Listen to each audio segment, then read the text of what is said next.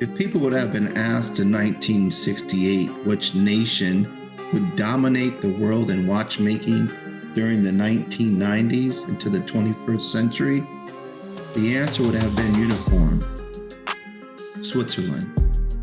Why?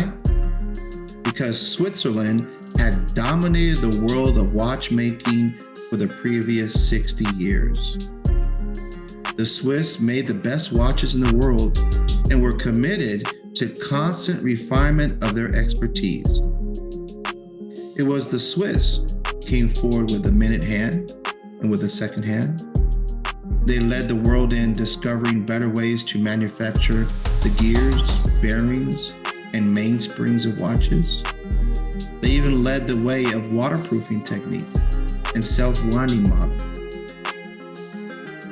By 1968, the Swiss made 65% of all watches sold in the world and laid claim to as much as 90% of the profits. By 1980, however, they had laid off thousands of watchmakers and controlled less than 10% of the world market. Their profit domination dropped to less than 20%.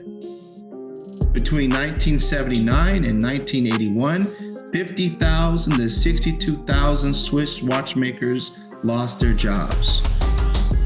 Why?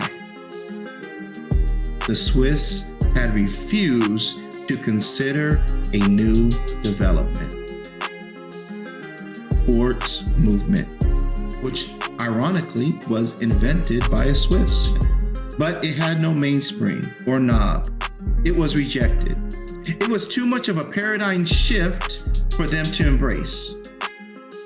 Seiko, on the other hand, accepted it along with a few other companies and became the leader in the watch industry. The lesson of the Swiss watchmakers is profound.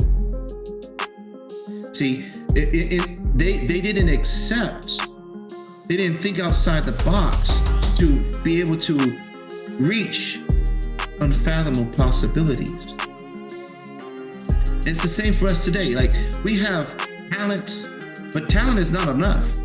The Swiss watchmakers were dominant for so many years, and we might be successful. And they made constant refinement of their expertise, and we might be committed to making changes and refinement, but sometimes we don't need to think outside the box. Because if we don't consider these other developments, we don't consider things outside the box, well, that's when we stunt our growth and we stop growing. And that's sometimes why we need to look in the mirror. When people say, you look in the mirror, you'll see why you're not succeeding. No, look in the mirror, you'll see, you see what you don't see that's holding you back. See, if you're not willing to see that, that's why talent's not enough. Talent's not enough.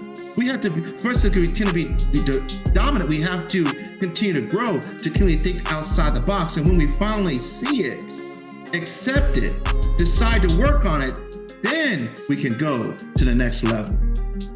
Same for the Swiss. If they were so dominant for so many years, but it was too much of a risk to accept this new development, to think outside the box. And if they would have been dominant the entire time.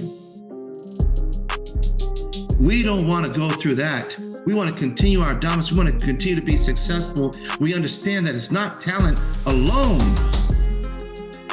But when we continue to work on and redefine our expertise, when we think outside the box, then we can reach previously unfathomable possibilities.